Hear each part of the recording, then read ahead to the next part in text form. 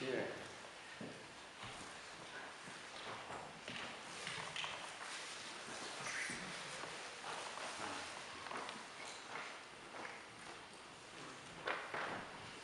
Thanks so much for having me today. The piece that I wrote is called Interfaith, Joy and Tears. When Reverend Eric asked if I could contribute something to the service at Amazing Grace to honor the Jewish High Holy Days, I said I'd love to talk about why I feel welcome in this space and what it means to me to be Jewish. It was one of my lifelong dreams to learn to read Hebrew, and thanks to Boaz, I took a class 2 years ago. And I'd like to start with a prayer for peace, and then it would be my honor to share my experience with you. It's called Oseh Shalom. Oseh Shalom b'mromav, huya Oseh Shalom, aleinu ve'akol Yisrael, ve'amru Amen. The Eternal One who makes peace in high places, the Eternal One will make peace for us and for all Israel. And let us say,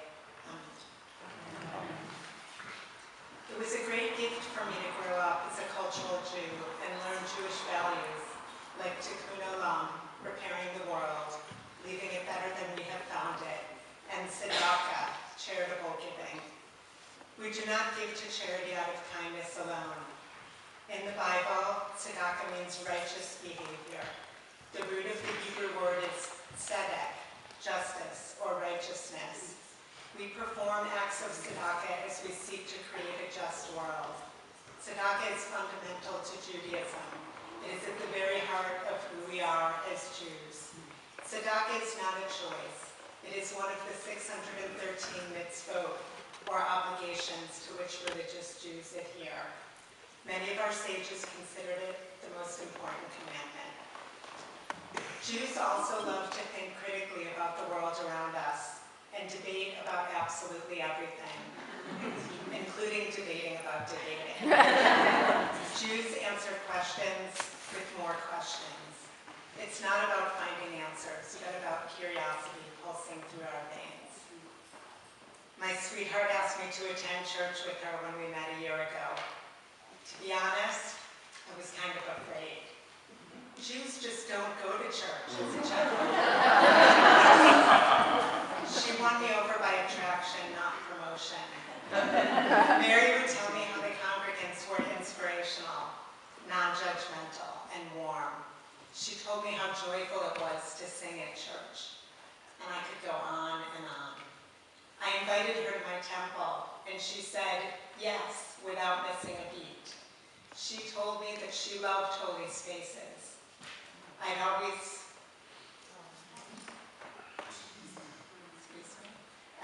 dreamed about holding my girlfriend's hand at temple, and truly, I felt my heart overflow that Shabbat.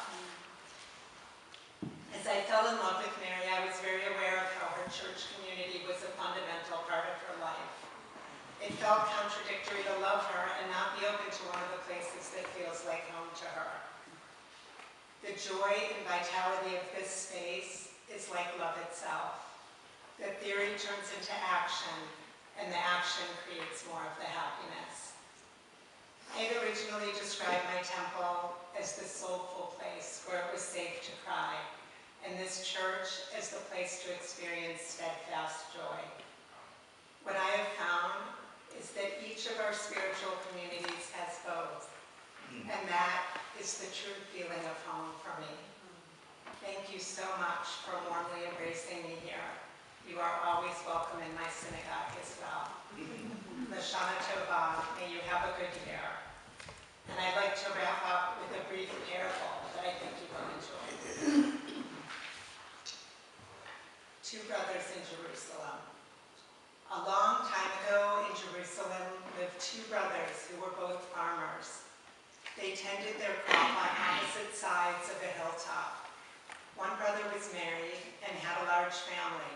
The other lived alone. They farmed the land and harvested equal amounts of produce.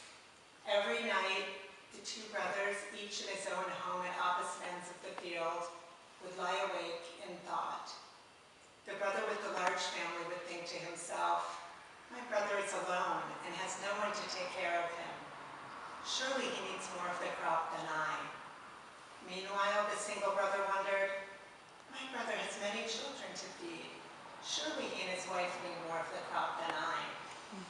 And so each night, long after midnight, the married man would gather bundles of wheat, carry them across the field, and quietly place them among his brother's supply. And likewise, the single man would gather some of his bundles late at night and secretly deliver them to his married brother. Years passed, each brother unaware of the other's generosity. One clear, starry night, the two brothers met as they carried their bundles of wheat across the field. Realizing what the others had been doing all these years, they dropped the produce, held out their arms, and embraced. Weeping together, they realized the true meaning of brotherly love. The hill on which their field sat was Mount Moriah, and the spot where the two brothers wept was to become the holy temple built by King Solomon. For only such a place of extraordinary giving could serve as the bedrock